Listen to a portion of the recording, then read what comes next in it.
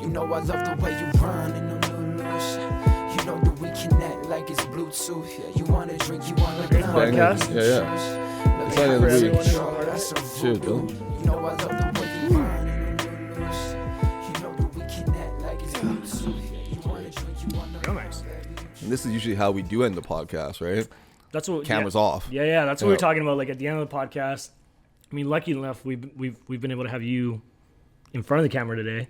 But when that isn't the case, usually it's like, okay, we're finishing up, and then we're chilling. Mics are gone by then, and we're just having like a last beer, and we're talking about like how it went, what we're gonna do next time, overview, like the whole thing. Like it's usually just us like chopping it up. You know? So it's actually kind of nice to kind of do it on camera, not in terms of this podcast, but just in general. Well, those are some of the parts I wish were filmed. Also, is like when we got the guests chilling here after the podcast, and we're all shooting the shit. And the gold. Yeah, that's where you get some of the best conversations. I think that's something we need to look into in the future, is like a lot of that B-roll, or maybe like a little security camera just in the up corner, top, right? Yeah, and everyone like mic'd up, or like cameras and mics just kind of everywhere. I want one on a track. So next time I walk off this motherfucker, I want a camera that goes on track and it follows me back. And then the one that's outside. And the one that's outside. And there's like, you know, 100%, buddy. That's we'll have that camera sponsored by Hennessy 100%. also. Hennessy cam. Yeah, this angle brought to you by Hennessy. See, this is why he does what he does, man. That's why he does what he does, yeah. So, like, it's crazy. So have him on this side.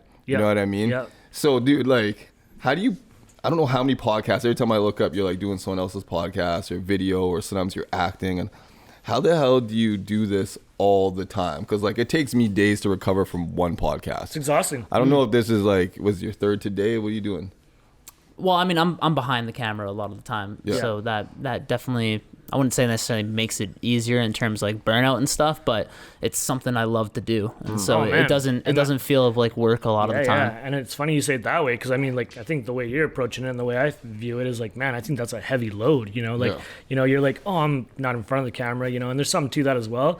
But I just feel like there's so much that you have to deal with in the moment and work around all of our dynamics, let alone go home and like take care of that shit afterwards, you know. Like so there's and we're not your only jam. Like you got a lot, you're wearing a lot of hats, you know. So respect. Thank you. But it's a whole nother side that I think a lot of us, I mean, a lot of people maybe in front of this camera don't know you that well.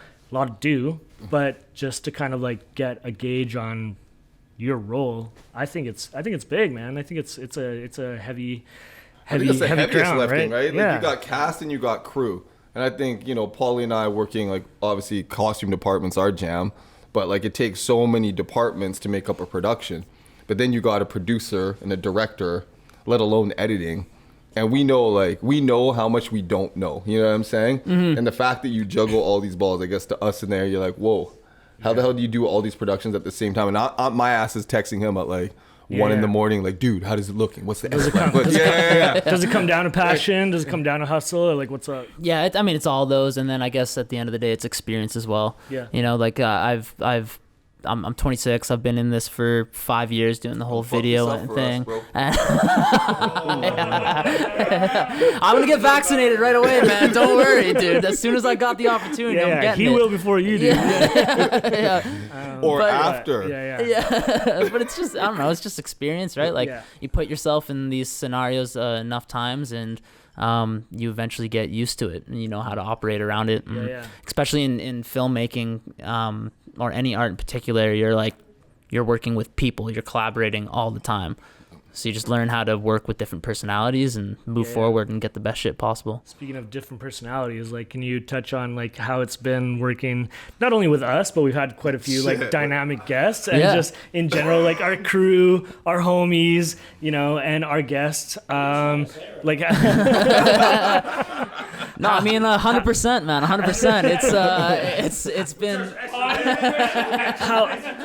We're 8 episodes deep, so I'm just wondering, like, you know, like how you know, tell the people a little bit, with like, our crazy just on the back end. If we're talking about like the back end and, you know, and Powers being behind the camera, you know, how's it been like this past 8 episodes and more to come? Hopefully, it's been better than I ever thought it would be. Dude. It's why I'm in it. You got to interact with so many different people, learn so many different jobs, learn so many different industries, and feel a part of that kind of stuff for like however long you're a part of it. And working with you guys in particular, like, I mean,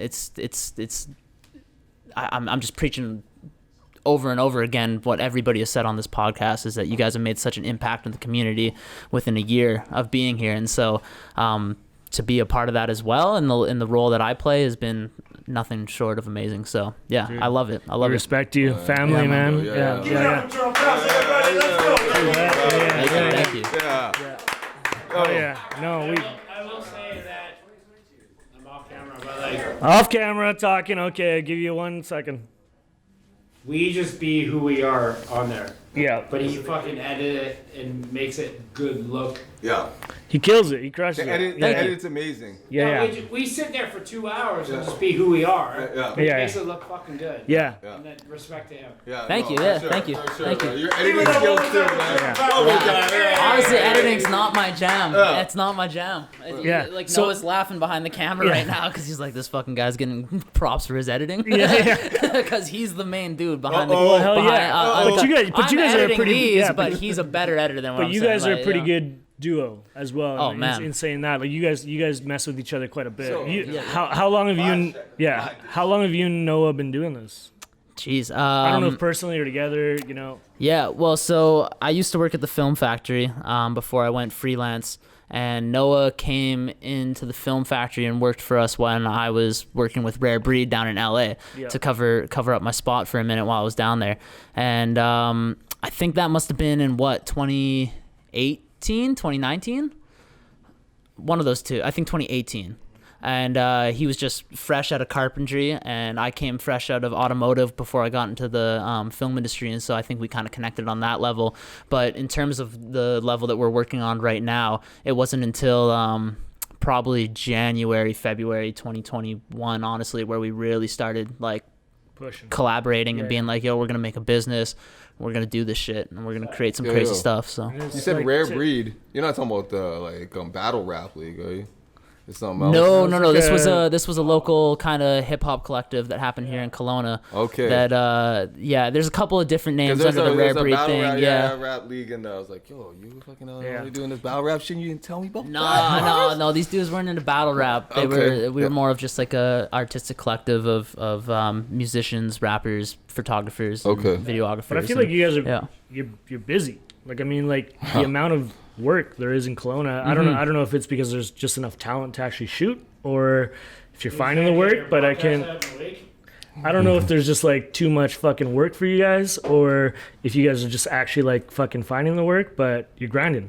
Yeah, man. It's a bit of both. I think the pandemic definitely caused video production to skyrocket. Yeah. Like I've never been offered to produce a Zoom call before the pandemic, and now there's people coming up being just like, hey, you know, how can I make my Zoom call look better? Right. And I was just like, that Fair blew enough. my mind at first. I never expected that. And so my day job is, like that I do that pays my bills consistently outside of this podcast is doing a bunch of fitness educational videos, working with some CrossFit athletes, and then honestly, like what blew up for me was senior fitness videos. Like it's so weird, it's so random, it's not my passion, but it pays the bills. But there's little things like that in the video world that that blew up, and I think the whole video production industry felt that. Yo, so like we know, I mean, we've seen more productions coming out here, and there's a bunch more production companies coming out to Kelowna. I guess obviously more in like, you know, the feature film, you know, this kind of arena. So for you, you know, in the arena that you handle and look at, are you feeling that growth? And that being said, like I know you and Noah work together and stuff, and I see you guys have a bit of a team. Like how much are you building your crew for projects that are coming up here to be in that position to take these projects on? Up, right? Yeah, like is that a move that you're, because I mean we see it, we're getting buzzed up from the costume department. I'm not gonna lie, I'm sorry, Already you planning. watching Yeah. and you do costumes in Kelowna, but yo, they've been hollering and man, We're like, planning our next I'm moves like, yo, I'm busy, so you know what I mean? But That's the exact same spot I'm in. I've worked as a second assistant camera guy on a couple productions that have come through here, primarily when I was working at the film factory. And when I started freelancing, it got to the point where that shit just wasn't, it was like 12-hour days for less money that's than the real what burnout when you I get was to- getting paid to do. And it was like, cool, okay, yeah, you got to be working on set with like, I don't want to like name drop, but just like, whoever. Yeah. And so, and like, that's cool and all, but I think for me, seeing the direction that the Okanagan film industry is going in, I want to be more on the side of being like what's considered above the line in terms of a producer or a director or something like that. And so I see that growth in the Okanagan. My phone's constantly going off to try to get me on set as a camera assistant. I have to turn them away because I got other things going on. But I mean, the Okanagan is, as far as an independent filmmaking place goes, like where better can you get? Like, we have so many different sceneries. We have and the key thing being collaboration in the Okanagan. Like, the chefs talked about it on their podcast. Jackie talked about it on the podcast last time. And I'll speak for the film industry. It is such a collaborative space here in the Okanagan. It blows my mind. Like, the amount of people on these music videos that we've been doing recently that have just hit NORI up and just been like, yo, we want to just come out on set and hang out and help you guys. Building each other up. It's been, super collaboration, super crazy. Yo, that energy though, and I gotta be real, man, that energy in Kelowna, like, obviously, you know, every community has their challenges, but the one thing that Kelowna wins in, man, is that collaborative energy. 100%. Like, to be in a community, it's impressive. Like, it gets real, man. Like, the amount of, it's like competition versus collaboration. Been in a lot of cities, and it's like, it doesn't work out that way. I think we're the little brother, you know? Like, we're the little brother to Vancouver. We're the little brother to all these other big cities, and we're trying to get noticed. And so everybody's grinding, you know? Vancouver and Toronto coming here. Right? A lot right now. So to be in the grassroots of that, it's like, you know, by the time it actually gets big, we become OGs, right? Like, we become like, you know, like, we've been doing it for a minute, you know? So it's like people are going to come and ask first or asking permission. Like you said, you were getting phone calls all the time already. So, I mean, that's going to be, you know, Aaron De Silva was talking about last time when he's on the podcast, and he was saying, like, you know, like, the amount of things he has to kind of like kindly brush off and say, like, yo, I got somebody that can do that for you. But, you know, like, he's kind of like being very selective about what he's doing and who he's doing it with, you know. Only 24 hours in the day, huh? And it's going to be nice to kind of come to that point where we're really picky about what we do, you know. And that's what's so cool about Aaron and all these other guys in the industry here in the Okanagan is, like, if you're too busy, you just pass it on to your buddy who's also shooting with the camera all the time. And like, I've picked up plenty of projects for Aaron, and Aaron's picked up plenty of projects for me. We've collaborated on shit, and dude, I got a question for this guy. You ever had a beef with other photographer?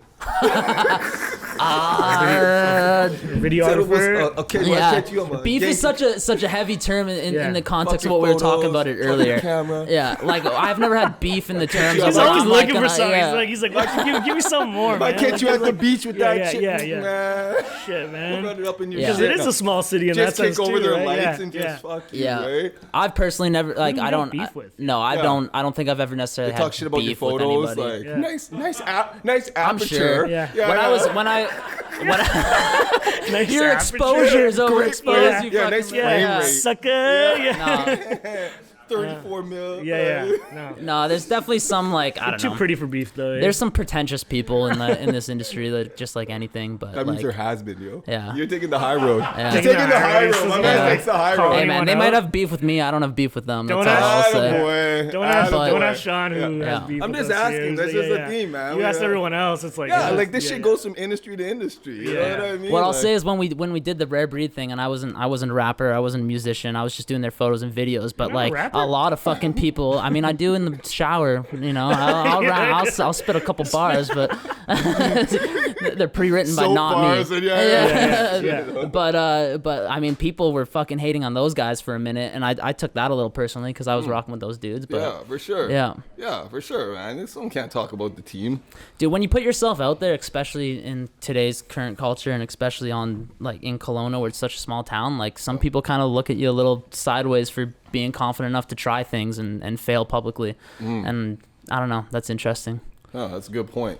Fail publicly. I like that. You know what I mean? A lot of people are scared that holds them back. And we all are. We're all promoting ourselves through social media nowadays. That's a big part of how we run our businesses.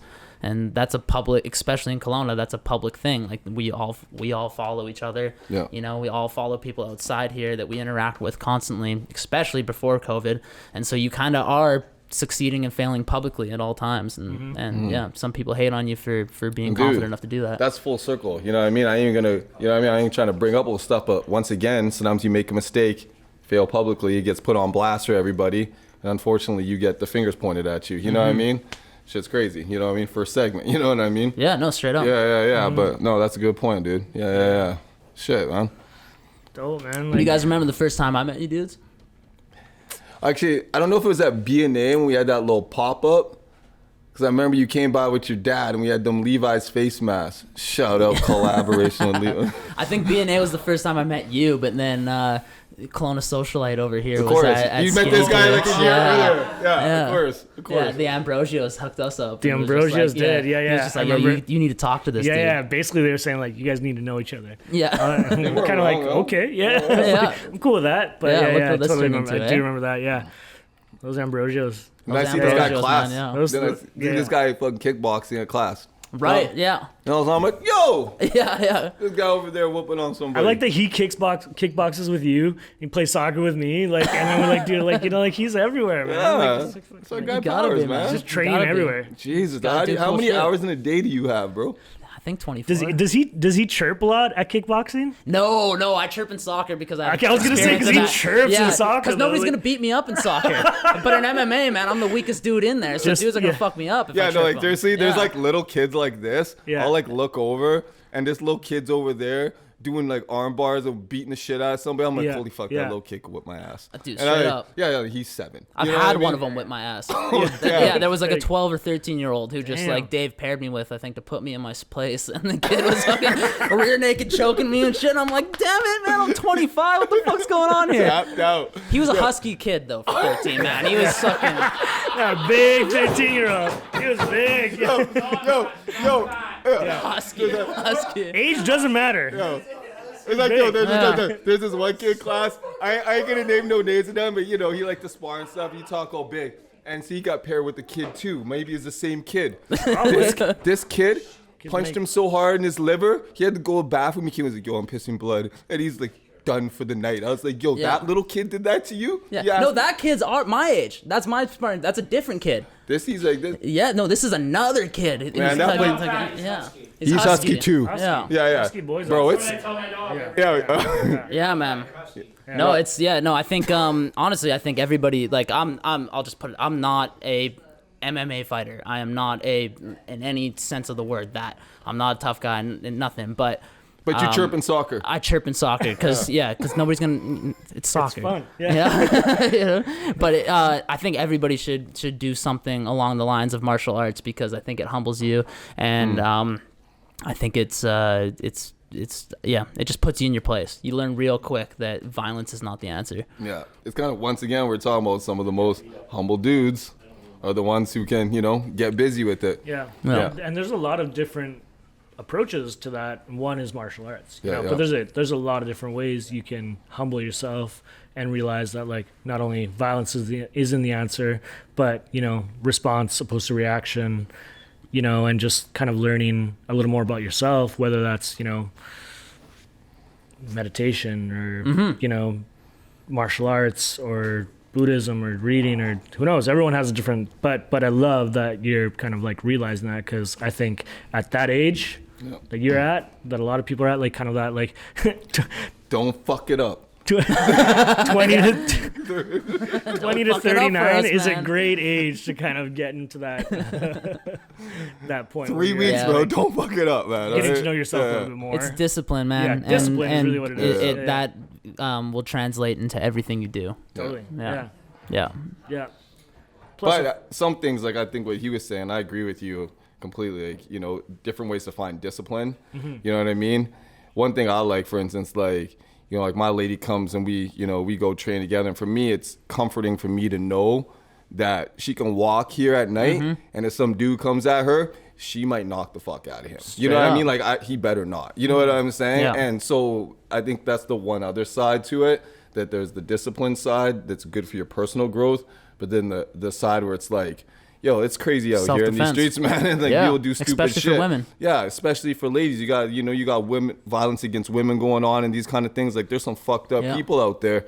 And, I wish my mom was in it. I wish my lady is in it. You know what I mean? Like, cause I tell my sister every time I talk to her to take a jiu-jitsu class because you're at the end. It's the truth. You're fighting off your back. At the end of the day, and you can learn to just put a triangle choke and put that motherfucker to sleep. And it helps you. So just the one other layer, but like I wish I did more meditate. That's next. You know what I mean? Like that's harder for me. You know what I mean? Find the meditation thing. No, to find time to just like be disciplined routinely to sit down and do it. Yeah. You know what I mean? Like, it sounds cool and it's cool to talk about it, but how many people actually make the space in their life to sit down? Mm-hmm. It's so much easier said than done. Yeah. You know what I mean? Like, do you think I respect that discipline for sure. Do you think conversation is like a form of meditation or like a form of... No? No. Conversation is special. It's important. I'm like, shit, man. You didn't find it meditative when I talk to you? I find it special. Like whispering sweet nothings? Meditation, I think, is the moments. Stillness, I guess. It's the moments in between your thoughts. So it's the epitome of silence. Right, and conversation is the exact opposite of that. Yeah. So all the things you're thinking, it's learning how to stop them, and it's finding time to stop them. And then before the next thought starts, there's a moment of silence between those. So the moments between your thoughts are meditation. So learning how to expand those and make them longer, that's meditation. And how to still yourself. So no, I don't think talking is meditation. Fair. I was kidding, because I've tried to meditate and I've tried all that, and I haven't nailed the practice yet. So I was curious, because that's a good way to verbalize it. Yeah, I think so. Yeah, that's the best way. I kind of like. I think you nailed it. Yeah. The space in between words and thoughts, and expand that space. Right.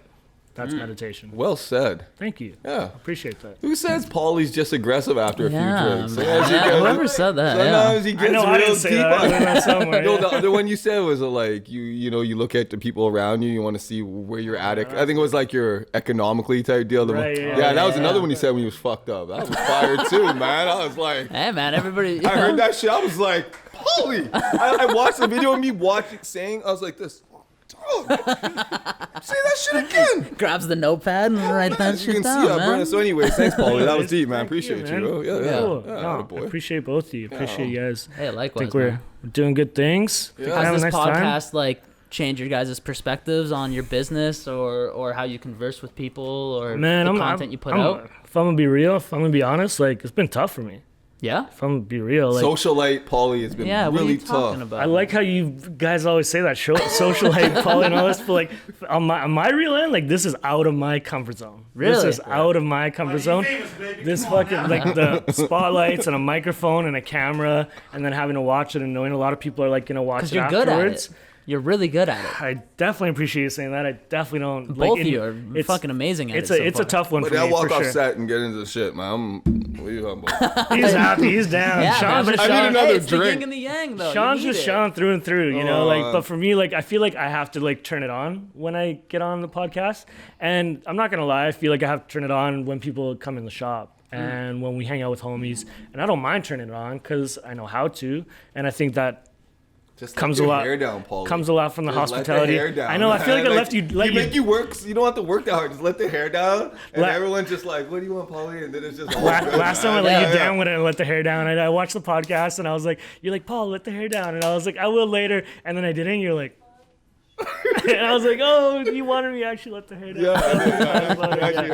Yeah. No, save it for like episode 500. Yeah. So Okay. just, like, I'll let it down. No, but it's true, man. Like you do have to turn it on. You have to turn it on, and I don't think that's my natural. I've learned that because I think I went such a long time, especially coming from like the bar industry, having to turn it on all the time, and I felt like. You know, you get kind of lost in that at one point in your life where you just kind of like it becomes your identity a little bit. But then when I've been able to kind of strip it down, and now that I haven't been working really like that social like nightlife, I still have a lot of that in the shop.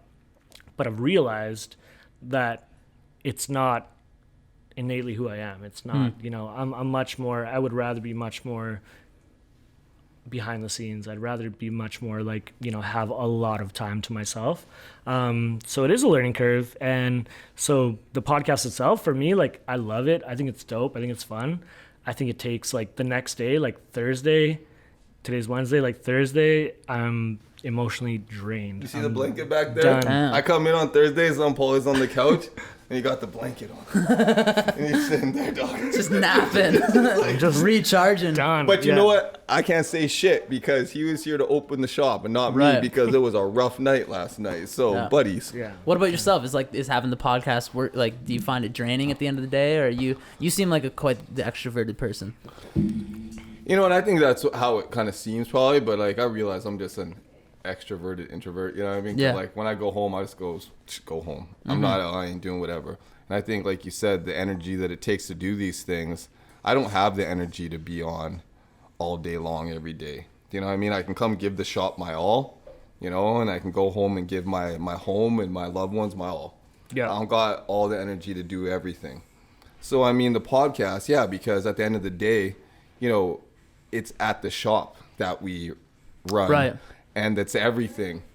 And so for us, there's so much involved in the shop, but now there's so much involved in the podcast, and they're intertwined, but they each have their own legs, ironically. And I think if you tell me to turn it on for 24 hours and you say you got to work and you got to do this shit, like I'll be there, I'll do it, I'll do all that.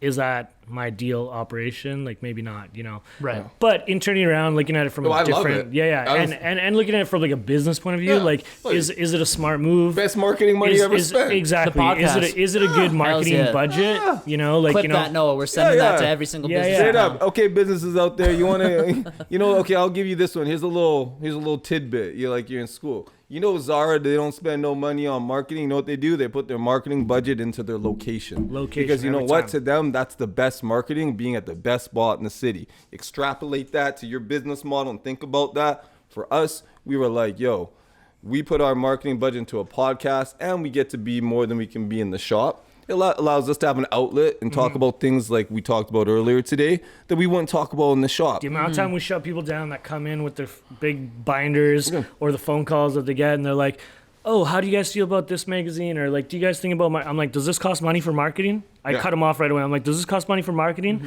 They're like, well, I was like, we're just not interested. You know, I'm just like, I hang up the phone immediately. I send them on their way. Like, you know, like kindly but surely, I'm like, we don't need it because we already know what's working for us. And for us, this is building our brand. Yeah.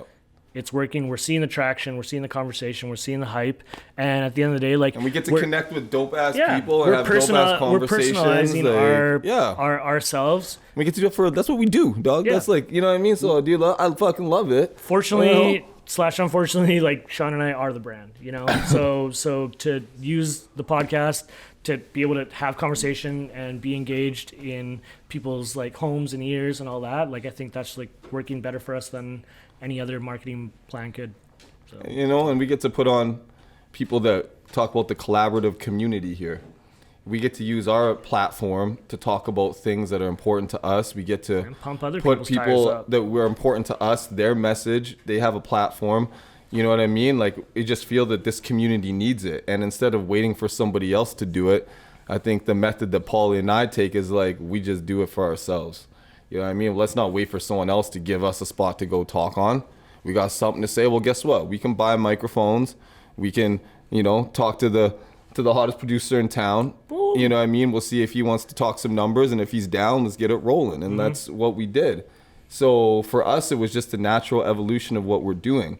And there's like, sometimes I walk on the street and like, I'm not somebody who likes people staring at me much. So some dude's staring at me and I'm kind of like, fuck you looking at? Now I'm like, it's going to pull those MMA moves on some dudes. What if dude had to recognize him? I'm just a fan, man. I want an autograph. That's what I'm saying. Like, I went to the fucking teller. She's like, so I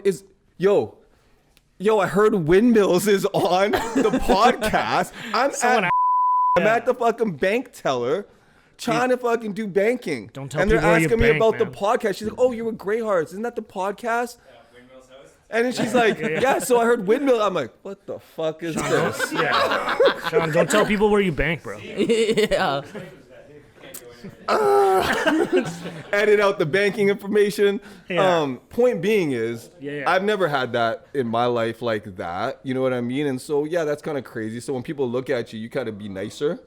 You gotta be like, don't fucking look at me, because they might actually just be like, hey, is Windmills on your show this week? I don't kick cars anymore when I'm going across. I don't flip off people, so and someone cuts me off. A lot nicer, for sure. I want to kick the car and I don't kick it anymore. A lot nicer. Recognized. I'm a super messy eater, and so I always have like a fear of having like, especially since I got facial hair and shit, it's getting like mustard or something on my face, and some people be like, look at me and shit. I'm like, do they know my work, or do I got something on my fucking face right now? Like, I never know what it is, and it's always going through my head and shit. Dude, I fucking love mustard. That will matching.